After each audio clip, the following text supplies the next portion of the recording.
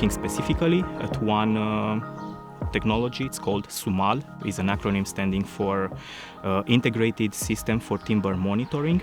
Actually, it's a database where every timber transport and any timber harvesting authorization has to be logged, and then this offers a very broad image of what is happening in the forest. The one that I've been looking at most, and which is in use in the most protected areas around the world, not only in Indonesia, where I've been working specifically, but in many different countries. It's called SMART, the Spatial Monitoring and Reporting Tool. It's been developed by a group of large international NGOs to support national parks. The main benefit is to have a centralized record and to have data that is standardized in a way that you can really quickly produce an analysis.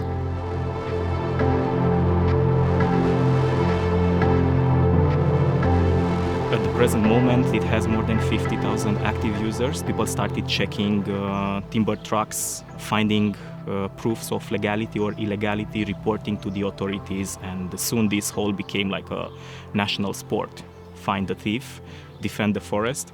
In the early stages of this movement, the ones that were identified as the perpetrators of the deforestation were marginal groups, usually landless people. You find them in the rural areas and mostly at the outskirts of the villages. In Romania, this is where many Roma people live.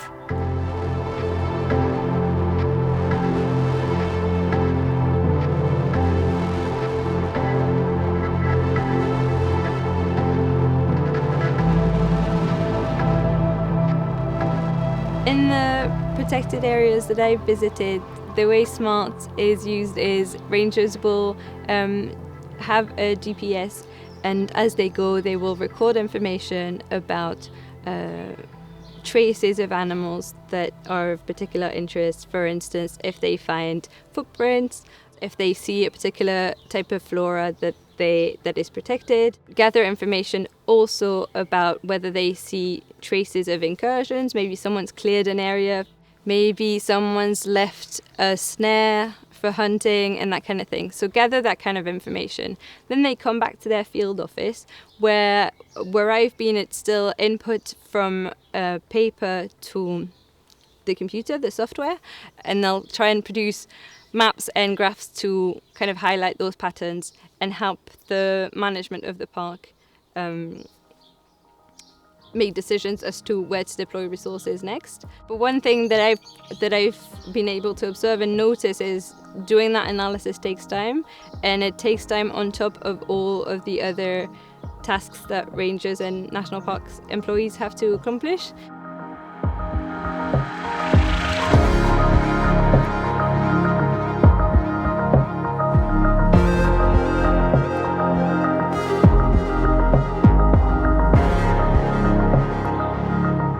You get 72 hours to finish your transport from the forest to the deposit. And when this distance is very small, you can do 2 or 3 transports with the same documents.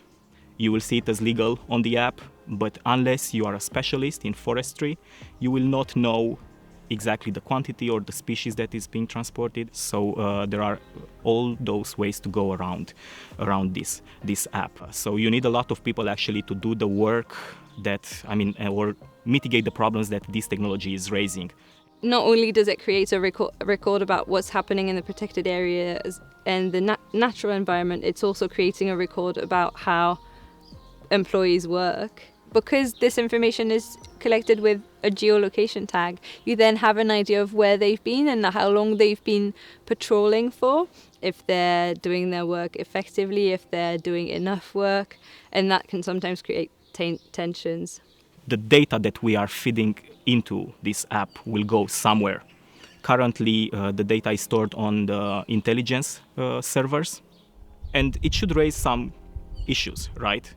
If you think about it. And it was uncontestable so far. Not all forestry workers are unionized, so their voice is not really powerful, and it doesn't really have a political significance so far.